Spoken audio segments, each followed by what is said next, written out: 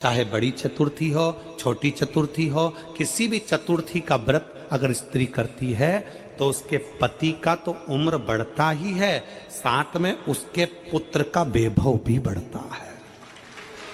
उसके पुत्र का वैभव भी बढ़ता है, उसकी संतान का सुख भी बढ़ता है। चौथ का व्रत अगर स्त्री करती है तो बच्चों का वैभव भी बढ़ता है। आपके घर में छोटा सा शिवलिंग विराजमान, निवेदन है जहां पर भी शिवलिंग आपके घर में विराजमान है, अगर छोटी सी कटोरी में एक बेलपत्र को आप नीचे रखिए, छोटी सी कटोरी उस बेलपत्र के ऊपर रखकर उसमें थोड़ा सा मधु, शहद, शंकर भगवान की साक्षी में शिव जी के सामने अगर शुक्रवार की शुक्रवार रखना प्रारंभ कर दो, धीरे धीरे संपदा की वृद्धि अपने आप होना। शुक्रवार के दिन अगर शंकर के मंदिर में जल चढ़ाया जाए तो नारी का अखंड सौभाग्य होता है। महाराज, महामृत्युंजय मंत्र का यदि आप जाप करते हो और आपको मालूम पड़ गया कि शरीर में मुझे ये रोग हो गया है, मुझे शुगर हो गया है, मुझे बीपी हो गया है, मेरा ब्लड प्रेशर ऊंचा नीचा रह रहा है, कोई भयंकर रोग, मेरे रिश्तेदार को कोई कैंसर जैसा रोग हो गया, किसी को कोई थायराइड हो गया, किसी को कोई किडनी और लीवर में सूजन हो गई, किसी को कहीं किडनी और लीवर में तकलीफ हो गई, तो शिव महापुराण की कथा कहती है, नवग्रह शिव महापुराण की कथा कहती है कि बेलपत्री के वृक्ष के नीचे महामृत्युंजय मंत्र का जाप जो शुक्रवार की शुक्रवार घी का दिया लगा कर करता है, उसके रोग बाबा देवाधिदेव महादेव समाप्त करते चले जाते हैं। ये संजीवनी मंत्र शुक्रवार के दिन भगवान शंकर को शुक्र को दिया था, इसलिए उसकी प्रधानता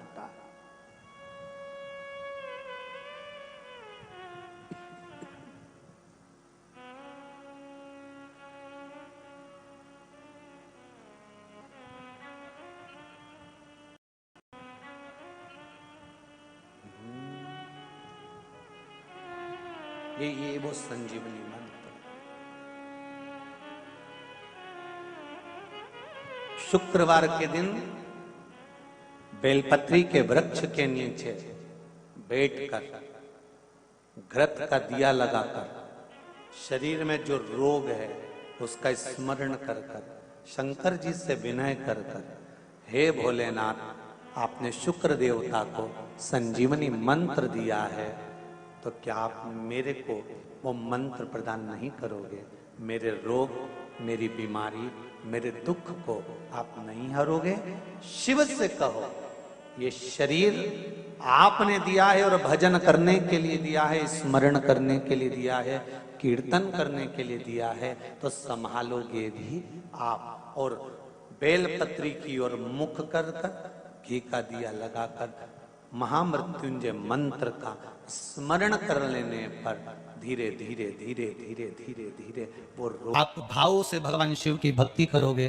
आप मत करो, आप सीहोर वाले महाराज पर बिल्कुल विश्वास मत करो, पर आप शंकर पर करो। सीहोर वाले महाराज का तो क्या रखा है, जीवन है मनुष्य का, है तब तक ठीक। शिव का भजन करो, शंकर के मंदिर जाओ, शिव का स्मरण करो, एक लोटा पानी चढ़ा उसका मंत्र जाप करो। मंदिर नहीं भी जा सकते तो श्री शिवाय नमस्तुभ्यम, ये वो मंत्र है, प्रैक्टिकल कर कर देखना। लोग कहते हैं गुरुजी तो टोट के बताते हैं, आप जो समझो आपकी मर्जी, आपका मन करे तो इसको उपाय समझो, आपका मन करे तो जो समझना है समझो। एक उपाय कर कर देखना, जिस दिन आपका व्यापार नहीं चले, आपका मन उदास पड़ा हुआ हो, उस दिन दुकान की गादी पर ही बैठकर शिव का स्मरण करो, हाथ में एक चावल का दाना लेकर श्री शिवाय नमस्तुभ्यम की एक माला जप लो। व्यापार भी चलेगा कि नहीं चलेगा वो खुद बता देगा, और आपके मन को शांति मिलेगी कि नहीं मिलेगी। परंतु करना रास्ते रास्ते, एकदम जल्दी जल्दी मत करना, श्री शिवाय नमस्तुभ्यम, श्री शिवाय नमस्तुभ्यम, ऐसा घास मत काट देना हो, जरा दिल से करना। श्री शिवाय नमस्तुभ्यम, श्री शिवाय नमस्तुभ्यम, श्री शिवाय नमस्तुभ्यम, श्री शिवाय नमस्तुभ्यम। शिव का गुणगान एक माता ने लिखा है जिसका बच्चा तोतला बोलता था। अब देखिए, जिसने लिखा हो अगर वो बैठे हो तो हाथ हिला देना। उन्होंने लिखा है मेरा बच्चा तोतली भाषा में बोलता था, और शिव का एक उपाय करा।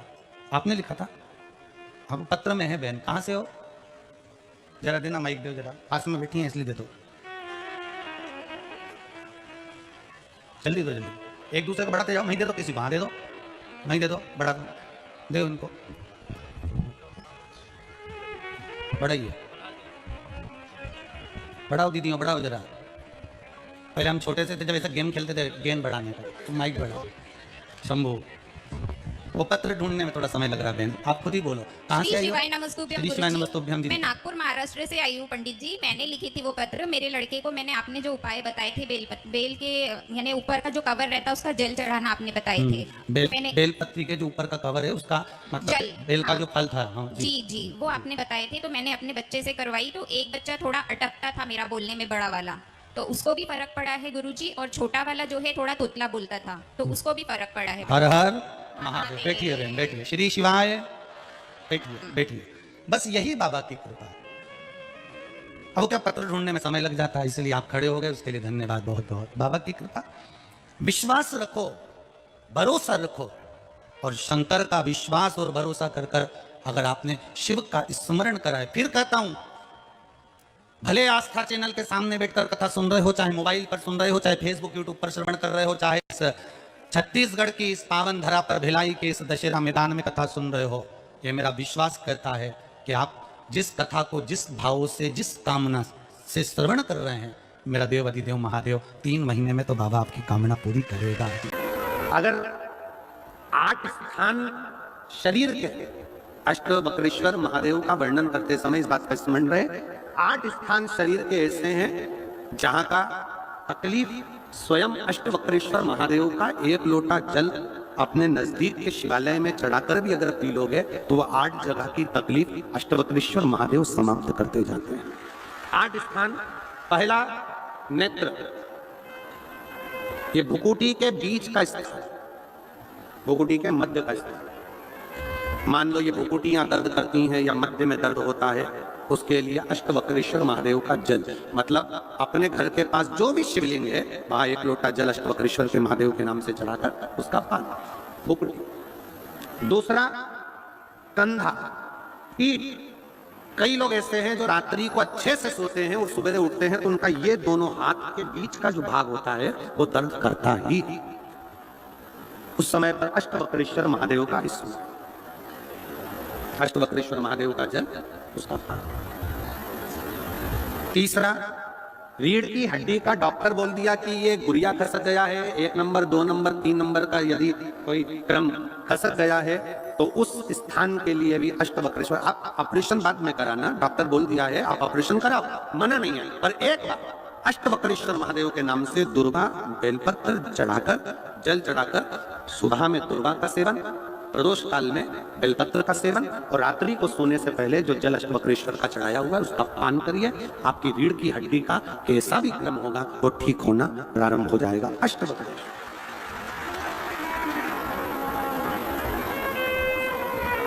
अष्टवक्रेश्वर।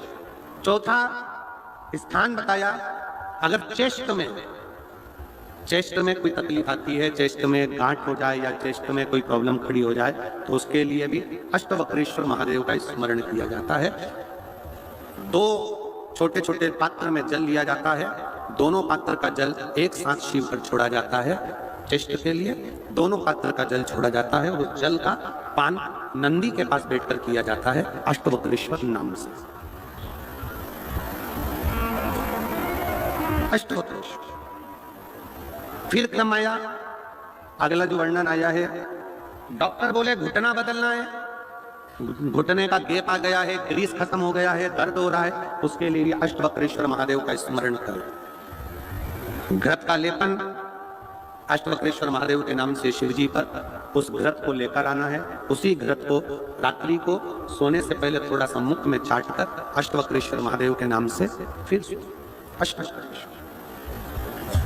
फिर अगला भाग गया अष्टवक्रेश्वर के अंतर्गत, यदि इस गले से जुड़ा हुआ कोई रोग उत्पन्न होता है तो भी अष्टवक्रेश्वर का ही स्मरण किया जाए, जल का पान अष्टवक्रेश्वर। और 8वें स्थान के रूप में जो पिड़ली के घुटने से नीचे के जो भाग होते हैं उसके लिए अष्टवक्रेश्वर महादेव पर 7 दुर्गा 7 बेलपत्र और 7 अक्षत शिव को समर्पित कर कर दुर्वा बेलपत्र का पान 7 दिन तक लगातार उसी भाव में अष्टवक्रेश्वर महादेव का नाम लेकर किया जाता है।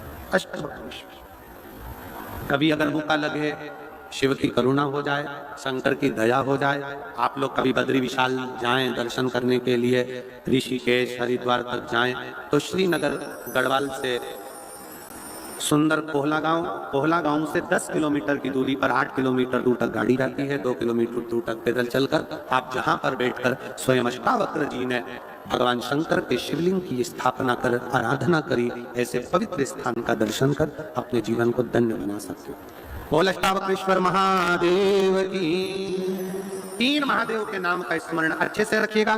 पहला, कुंद का ईश्वर, बड़े से बड़ा रोग हो जाए, दवाइयां डॉक्टर जो दे उसको खाओ, पर साथ में कुंदकेश्वर महादेव का नाम लीजिए, जांच भी कराइए, दवाई भी। दूसरे नंबर का शंभेश्वर महादेव। शंभेश्वर महादेव भगवान नरसिंह को जब क्रोध आया था, भगवान विष्णु ने नरसिंह अवतार लिया था और नरसिंह भगवान को जब क्रोध आया था, शिव जी ने सरम्भ पक्षी का रूप धरकर नरसिंह भगवान को अपने पंजे में उठाकर अलकनंदा नदी में ले जाकर डाला था। इसलिए आज भी जब हम बद्रीनाथ जाते हैं, राइट में पुल पे से जाते समय जो ताप्ती कुंड है जिसमें से पानी गर्म निकलता है, उसके ठीक नीचे एक शिला का दर्शन करते हैं। वो शिला नरसिंह शिला कहलाती है और शंभेश्वर महादेव का स्मरण किया जाता है।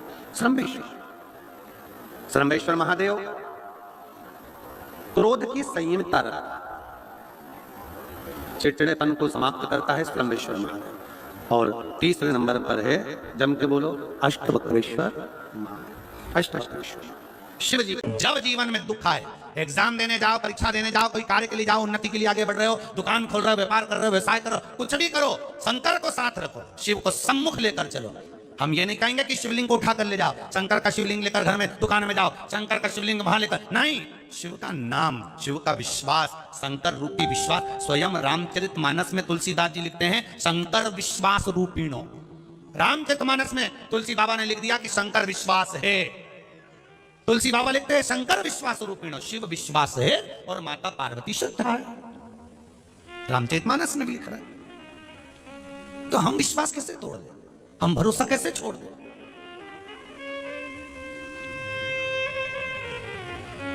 हम कैसे वंचित हो जाए सब? मैंने सारे सहारे छोड़ दिए, बस तेरा सहारा काफी है। सारी दुनिया के सहारे छोड़कर आप दूसरे के हाथ मत जोड़ो, अगर जोड़ना है तो शंकर के जोड़ो। लोगों से कहोगे हमारा ये काम करा दो, वो नहीं कराएंगे तो आपका दिल दुखेगा। आप शंकर से कहो कि मेरा ये काम है बाबा, बहुत दुखी हूं मैं, बहुत कष्ट है जीवन में। आप नहीं काटोगे दुख तो कौन काटेगा? शंभु, उससे तो कहो, उससे विनय तो करो।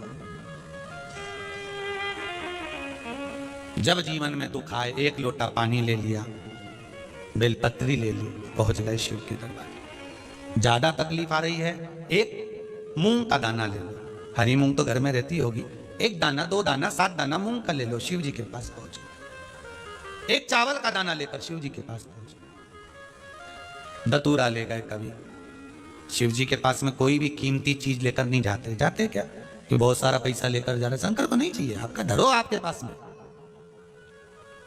आप रखो आपके पास, नहीं चाहिए मुझे।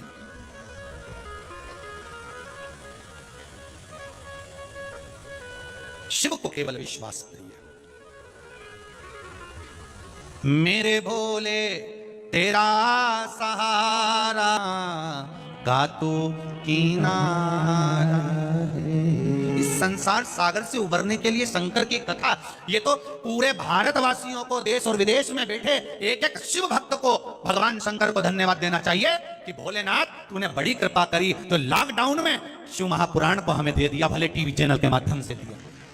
पूरे विश्ववासियों को भगवान शंकर को धन्यवाद देना चाहिए। अभी तक हम भागवत सुनते थे, रामायण सुनते थे, गीता सुनते थे, सब कुछ सुना, ये रह गई थी, और ये जब से मिली है तब से आनंद की अनुभूति हो गई है। शिव को धन्यवाद देना चाहिए कि तूने कृपा करी है। ये कहां छुपी थी, ये शिव महापुराण कहां छुपी थी वेदव्यास जी द्वारा, वो मिल गई, हमारी जिंदगी संवर गई। कहां छुपी?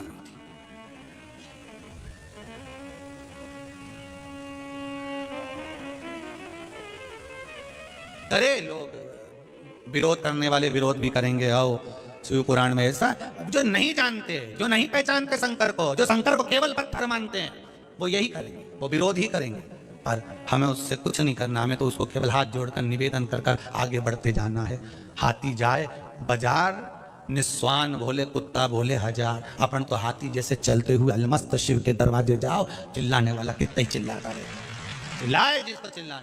तुम तो शंकर की भक्ति में डूबे रहो, जब मन करे तब चले जाओ, जब चित्त लगे तब शिव के पास जाओ, और ये समझ कर जाना कि हमारा दादा बैठा है, हमारा पिता बैठा है, हमारे घर का बुजुर्ग बैठा है, और वो बैठा है तो दुख नहीं आने देगा। सास जब तक घर में रहती है, घर का रसोई घर खाली नहीं होने देती। घर की बुजुर्ग जब तक घर में है तो रसोई घर खाली नहीं होने देते। जब तक शंकर तुम्हारे साथ में है, तुम्हें भी खाली नहीं होने देता। वो घर का बुजुर्ग है, वो घर का बुजुर्ग है, खाली नहीं होने देगा। साथ में पढ़ने वाला एक प्रवीण गोस्वामी,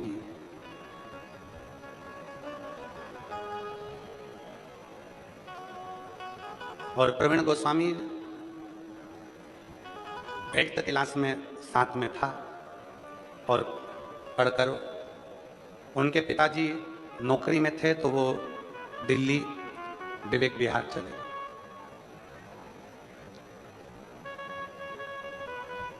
और दिल्ली विवेक विहार में वो रहने लगे, और वो प्रवीण भी कार्य में लग गया। पर क्या काम करता था, बहुत पहले का स्मरण था, तो ध्यान नहीं था कि वो कहाँ है। ऐसे कई मित्र हैं, कहीं कहीं कहीं कहीं।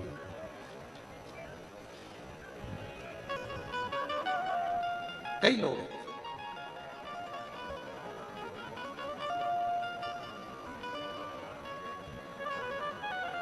तेरे दर पे आके मुझे क्या मिला है, तेरे दर पे आके मुझे क्या मिला है, ये मैं जानता हूँ या तू जानता है, ये मैं जानता हूँ या तू जानता है, तेरे दर पे आके मुझे क्या मिला है, तेरे दर पे आके मुझे क्या मिला है।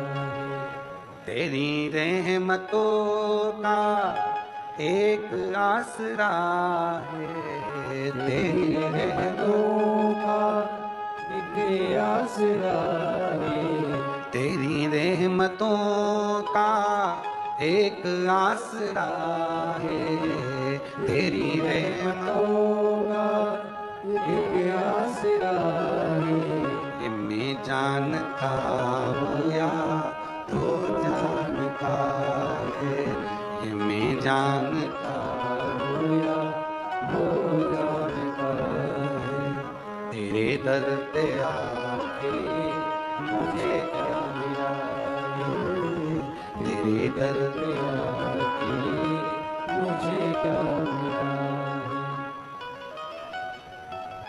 क्या मिला है।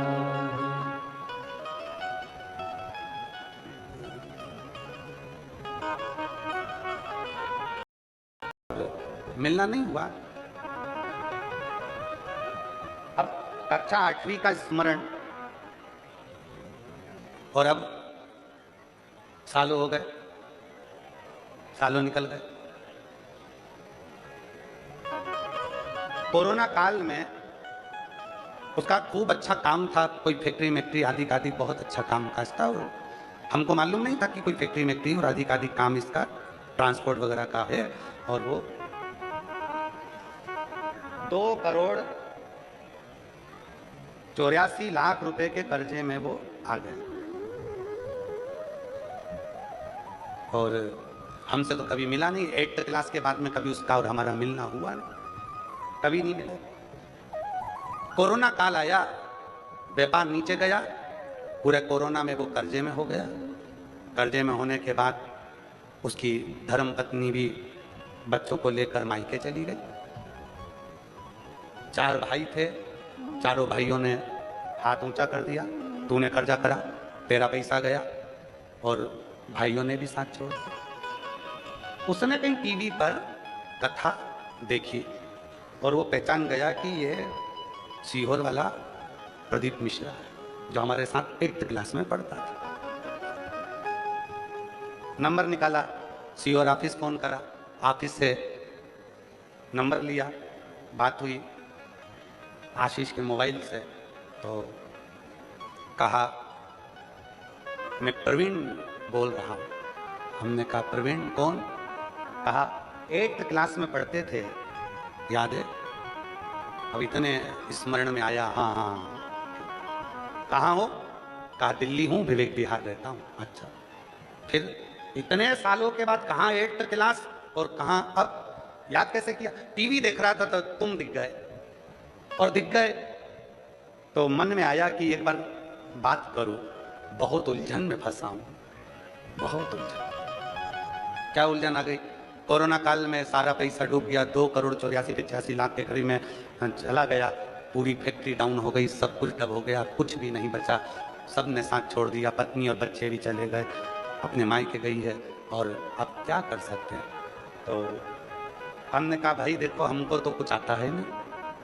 अरे टीवी पर तुम्हारी कथा चल रही है, कोई दिल्ली में तुम्हारा परिचित है क्या? उससे कभी मिलवा दो, कोई सपोर्ट मिल जाए, सहयोग मिल जाए। तो हमने कहा भैया हमारा तो एक ही परिचित है, श्री शिवाय नमस्तुभ्य, एक ही परिचित है और वो केवल शिव है। अरे भाई बहुत कर्जा है, कोई मिल जाए जो थोड़ा बहुत सपोर्ट। हमने कहा मुश्किल। एक है वो कर्जा नहीं देता, खुद कर्जे में रहता है, और उसका नाम महादेव है, शिव है, शंकर है, ओघड़। चलो ठीक है, मेरा पैसा वापस कैसे आएगा? हमने कहा देखो पहले समय अच्छा चल रहा था ना, हाँ पत्नी भी थी, हाँ बच्चे भी थे, हाँ परिवार भी था, हाँ भाई भी साथ में थे, हाँ समय अच्छा चल रहा था, काल अच्छा चल रहा था। अब तेरा काल, तेरा समय बेकार हो गया तो घबराना नहीं। घड़ी बनाने वाला, समय बनाने वाला, काल बनाने वाला उस महाकाल को याद करना प्रारंभ कर दे, और जिस दिन तू महाकाल को याद करना प्रारंभ करेगा उस दिन तेरा काल सुधरना प्रारंभ हो जाएगा और तेरी जिंदगी वापस वैसी की वैसी हो जाएगी। उसने कहा क्या करना पड़ेगा? हमने कहा प्रदोष का समय हो, प्रदोष का समय। तो उसने कहा प्रदोष का समय कब होता है? तो हमने कहा शाम का समय, सूर्य डूब रहा हो, उस समय पर चंद्र अपनी जगह पर आ रहा हो, और प्रदोष का जो समय होता है, दोनों के मिलन का जो समय होता है, उस समय पर बस 1 लोटा जल सामने भरकर तैयार रख और आवाज लगा, काल हर, कष्ट हर, दुख हर, दारिद्र हर, खुशी की लहर कर, नमः पार्वती पते हर। बस बोलना प्रारंभ कर, काल हर, कष्ट हर, दुख हर, खुशी की लहर कर। उसने कहा इसके बोलने से कष्ट कट जाएगा। हमने कहा प्रदोष काल में जब घड़ी बनाने वाले को याद करोगे, काल अधिपति को याद करोगे, और चिल्लाकर जब उससे पुकार करोगे, बच्चा रोता है तो माँ गोदी में लेकर दूध पिलाती है, छोटा बच्चा जिद करता है तो पापा फिरकी भी दिला देते हैं, छोटा बच्चा रोता है तो दादी फिंगर बनाकर रोटी का गुट्टा दे देती है। और तू अगर दिल से पुकारेगा, काल हर, कष्ट हर, दुख हर, दारिद्र हर, खुशी की लहर कर, नमः पार्वती पते हर।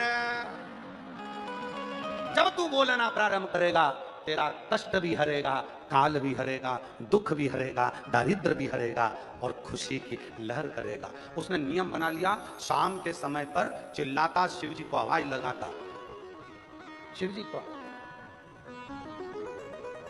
आप कभी विवेक विहार जाएं कॉलोनी में, तो वहां पर वो गली नंबर मेरे स्मरण में नहीं, वहां जाकर पूछेंगे कि भाई शाम को प्रदोष काल में कोई चिल्लाता है क्या? कहाँ एक आवाज आती है इसकी छत पे से, काल हर, कष्ट हर, दुख हर, वहां से आवाज आती है। कर्जे में हो गया था, अब वापिस 3 फैक्ट्री का मालिक हो गया, क्योंकि काल चक्र घूम गया, वापिस काल चक्र। किसकी सामर्थ्यता है? पैसा देने वाला पैसा दे सकता है पर समय चेंज नहीं कर सकता, धन देने वाला धन दे सकता है पर कष्ट आपका मिटा नहीं सकता, दरिद्रता नहीं मिटा सकता। धन दे देगा, संपदा दे देगा, सर रोग को नहीं मिटा सकता, हॉस्पिटल में अटैची लेकर खड़ा हो जाएगा, पर रोग मिटाने की जवाबदारी भी उसकी है, कष्ट मिटाने की जवाबदारी भी उसकी है। जब हम उससे कहते हैं काल हर, कष्ट हर, दुख हर, दरिद्रता हर, हे प्रभु खुशी की लहर कर, जब उससे कहते हैं तो वो ध्यान देता है कि मुझे पुकार रहा है, मुझे आवाज लगा रहा है, और फिर वो आता है और ऐसा काल चक्र घुमाता है कि घड़ी जो उल्टी चल रही हो उसको सीधी कर देता है और तुम्हारी जिंदगी सुखी कर देता है।